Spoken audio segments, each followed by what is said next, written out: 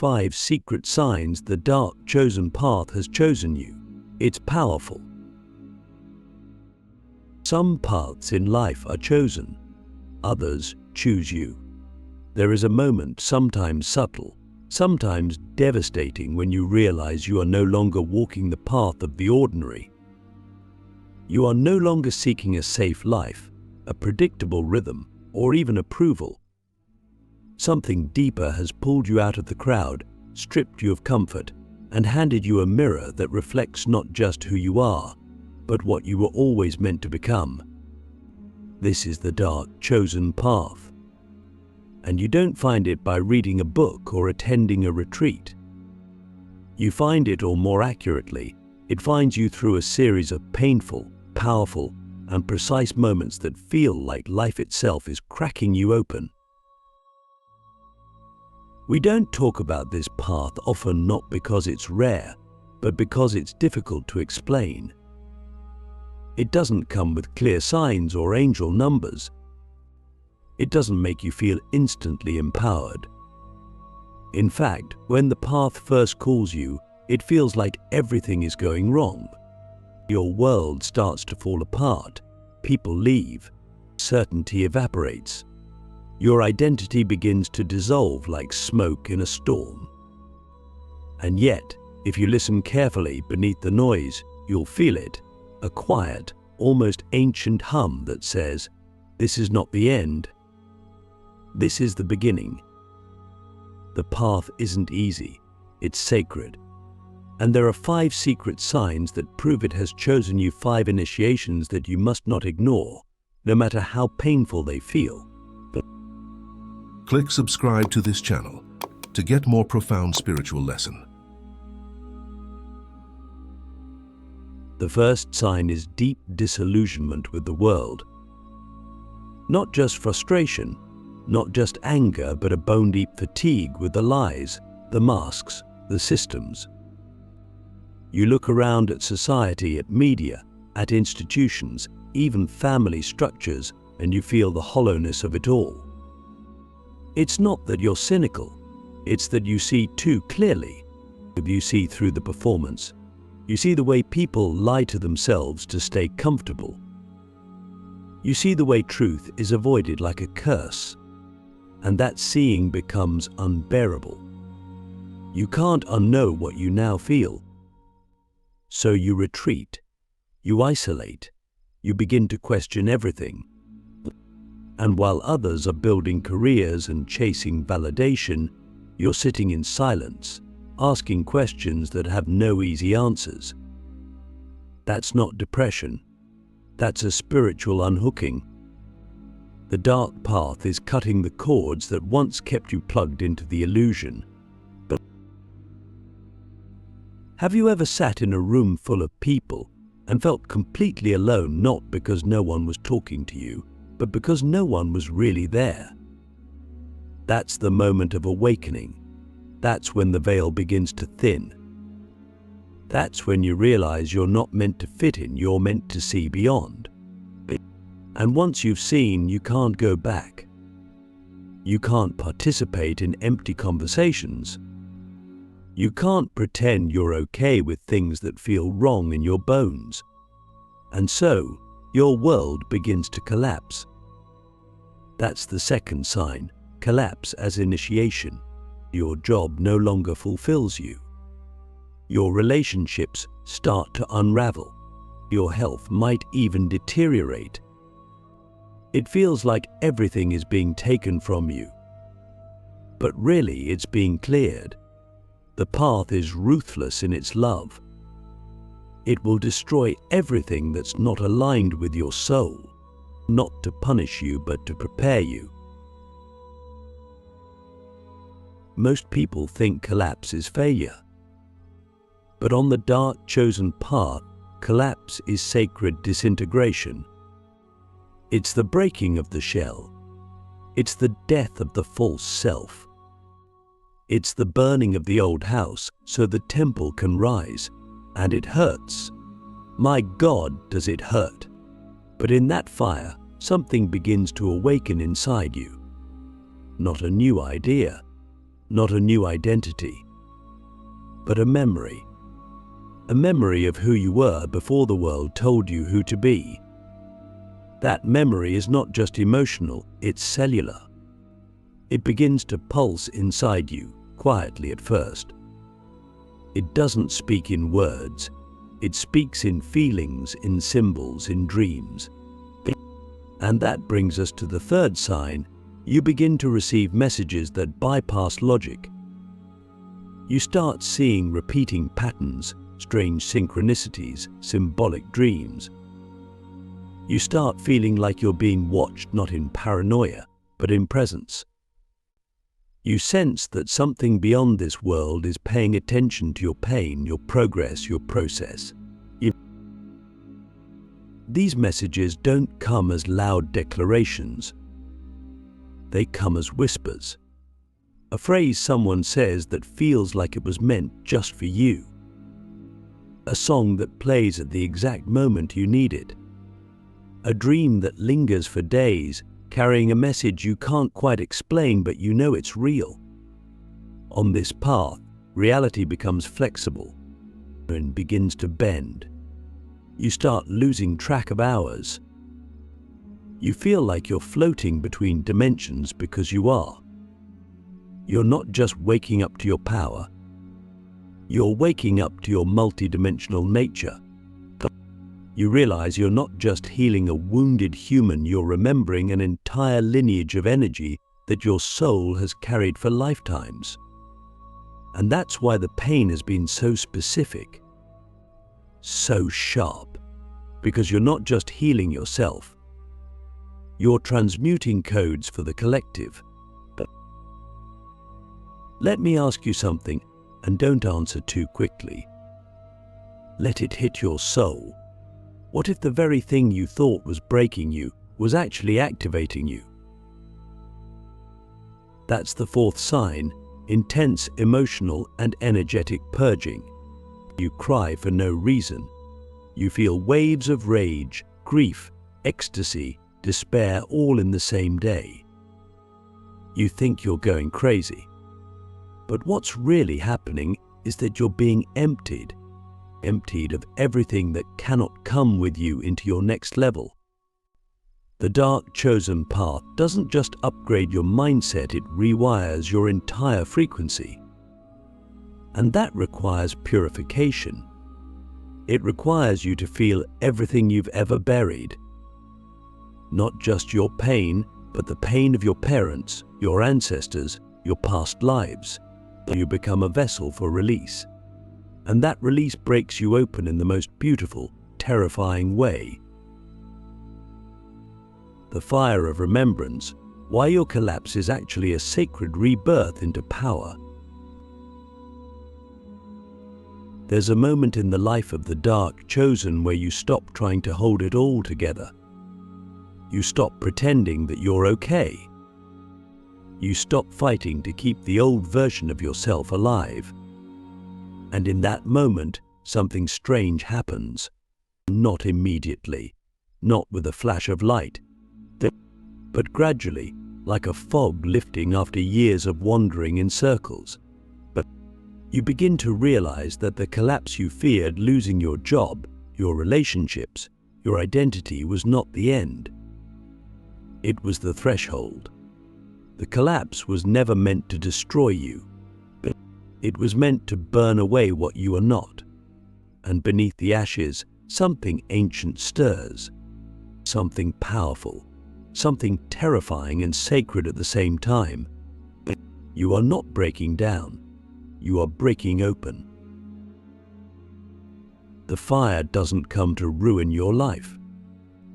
It comes to reveal your real life, the one that's been buried under obligation, fear, programming, and performance. The fire is not your enemy, it's your initiation. And if you look closely, you'll see that every great transformation you've ever undergone started with some form of collapse. The friendships that fell apart, they were never built on soul resonance. The job that drained your spirit, it was a prison disguised as stability. The endless burnout, the panic attacks, the isolation, it was all part of the dismantling. The dark path doesn't give you the luxury of comfort. It gives you something far more valuable: clarity. You start to see how much of your life was built around avoiding pain, how much of your identity was constructed to survive, not to thrive. And when that identity starts to dissolve, it feels like death, because in a way it is.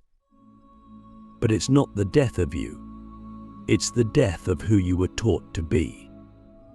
And when that falls away, you begin to remember who you really are. Not in a poetic sense, in a visceral, cellular, undeniable sense. You remember your own fire, the spark that was there before the world told you to dim it. You remember your rage not as something to suppress, but as sacred fuel. You remember your grief not as a weakness, but as a doorway into deeper knowing. You stop labeling your emotions. You start listening to them. You stop trying to heal your shadow. You begin to integrate it. This is where the dark path becomes real. You're no longer trying to ascend above your humanity. You're descending into it with divine precision. You're no longer trying to bypass the chaos, you're becoming conscious within it. And in doing so, you begin to reclaim your power. Not the kind of power that dominates, but the kind that creates quietly, consistently, unapologetically. There's a difference between the person who reads about transformation and the person who's died 1,000 ego deaths and still chooses to rise. That's you. That's what this path requires. Not performance, but presence. Not perfection, but embodiment. And here's where it gets even more mystical.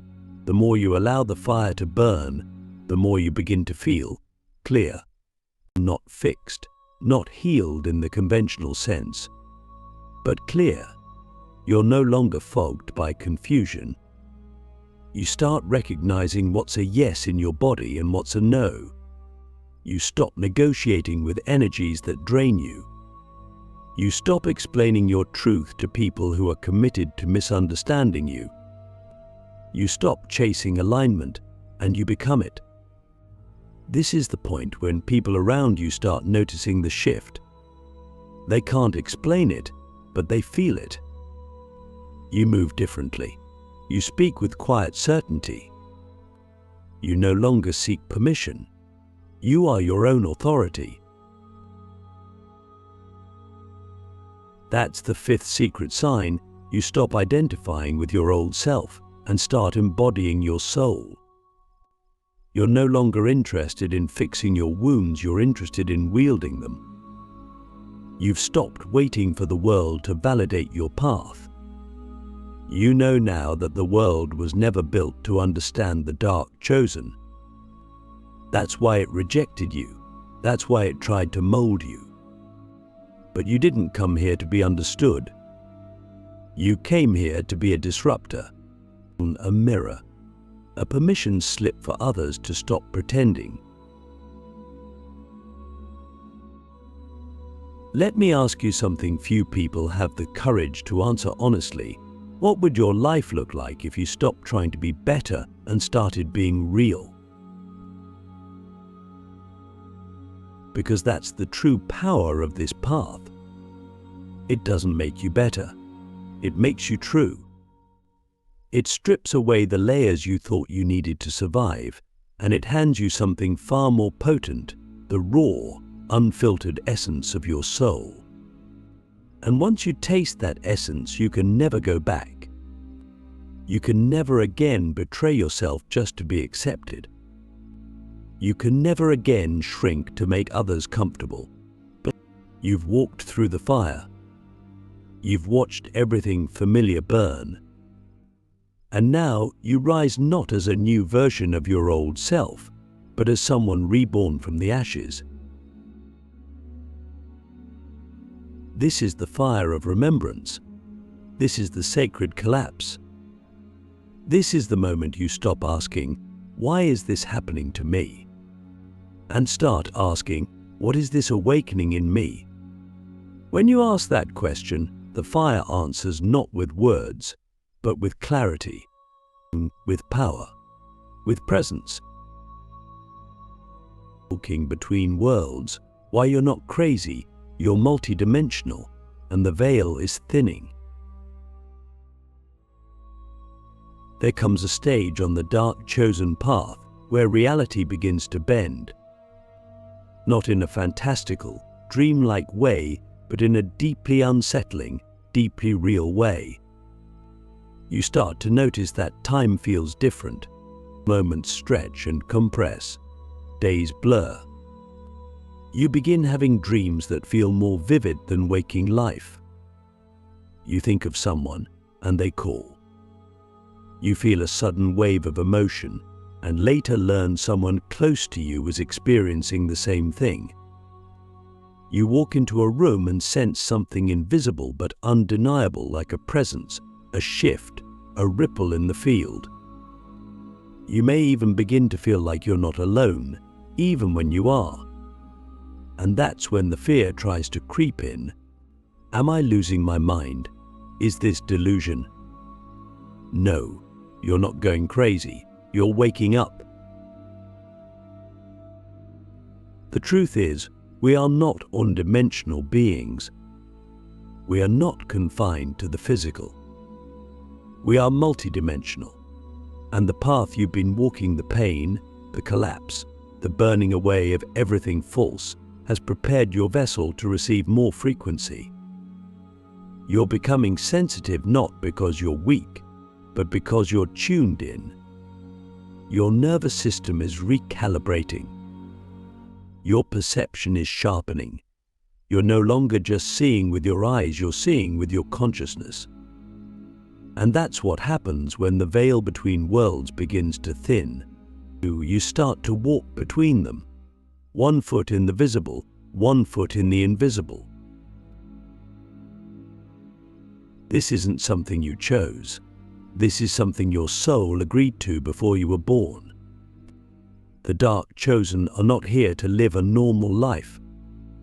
We are here to be bridges between dimensions, between paradigms, between timelines. But that's why you've always felt split. Why you've always sensed there was more. Because there is. And now, the gift that once felt like a curse is beginning to bloom. Your sensitivity is revealing itself as sight. Your intuition is becoming guidance. Your body is no longer just flesh, it's becoming a vessel for transmission. And that's why the world around you seems to be shifting. Because it is.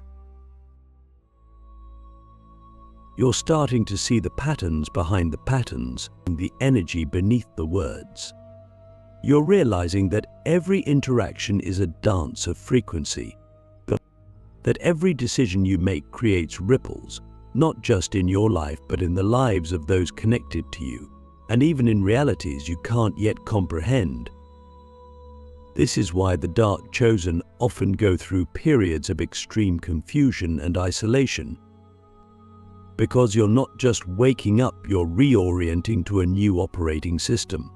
One that doesn't run on logic, one that doesn't play by the rules of linear time, one that doesn't care about tradition, but only about truth. Let me ask you something, and sit with this before you answer.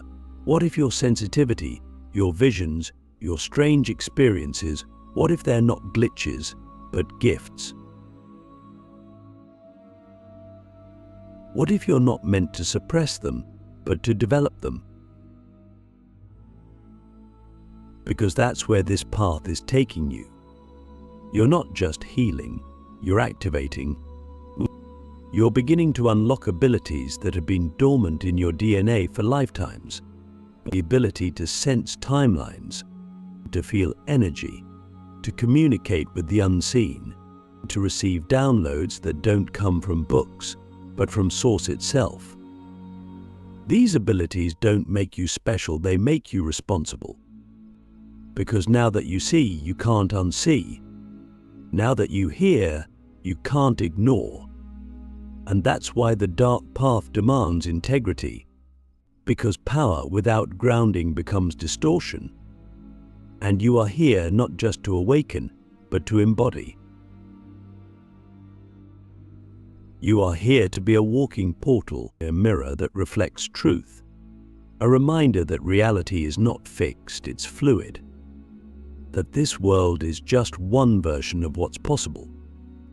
And that's why people don't always understand you. Why your presence stirs things in them they can't name. Because your frequency is ahead of the curve. You're already living in a future most people can't imagine. And instead of trying to pull you back into their comfort zone, they project. They mock, they question, but deep down, they feel it. They feel your depth, your knowing, your connection to something that can't be explained. So stop second-guessing what you feel. Stop dismissing your inner knowing just because it doesn't make rational sense. You're not here to be rational, you're here to be real. And realness often looks like madness in a world that's asleep. But you're not here to stay hidden. You're here to bridge dimensions, to walk between worlds with clarity, with sovereignty, and with grounded power. You're not broken, you're expanding. You're not lost. You're being recalibrated for a purpose that stretches beyond this lifetime. Becoming the living temple, how to embody your path and serve without losing yourself. At a certain point in this journey, something quiet but monumental happens. You stop seeking. You stop proving. You stop asking the world to recognize your depth. Not because you've given up, because you've arrived. You've discovered that the path you've walked, the pain, the collapse, the visions, the isolation was never meant to make you someone else. It was meant to return you to who you already are. And now, with all illusions burned away, you stand not as a seeker, but as a living temple. Not a temple of perfection, but a presence, of truth, of frequency. You are no longer here to chase healing, you are here to embody alignment. And embodiment means you live what you know. Not just in private, but in how you speak, how you move, how you hold space. You become a living transmission. People feel it when they're around you. Not because you preach, but because you are. You are your own proof. You don't need to convince anyone. Your life becomes the evidence of what's possible when darkness is not feared, but integrated. When power is not abused, but channeled. When service is not sacrifice, but overflow. But this is also where the real challenge begins. Because now that you've remembered who you are, the world will try subtly or directly to pull you back. Into roles, into compromise, into old stories that no longer fit. And your work is to stay centered, grounded, rooted in your knowing. You are not here to save everyone. You are here to serve those who are ready. And you serve not by fixing, but by radiating truth. You serve not by carrying others, but by walking fully in your path and letting your life become a lighthouse. Let me ask you something, and really feel into this. What would shift if you stopped trying to be helpful and instead started being honest? Because that's what this world needs now. Not more spiritual performance, not more surface-level light, but it needs people who have walked through their own hell and come back with keys. It needs people who can hold duality, who can laugh and grieve in the same breath, who can sit with the dying and speak with the unborn, who can carry sacred rage and unconditional love in the same heart. That's you. That's what you've been trained for, not by books or courses, but by life itself. You are not just on the dark chosen path. You are the path now.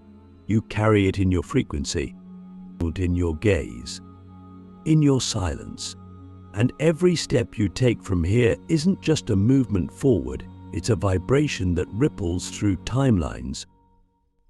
You don't need to be louder. You need to be clearer. You don't need more tools. You need trust. Trust in your own presence. Trust in your own becoming. Trust in the fact that the path chose you for a reason. And now, it's time to walk it fully. The world is watching, not with eyes, but with soul.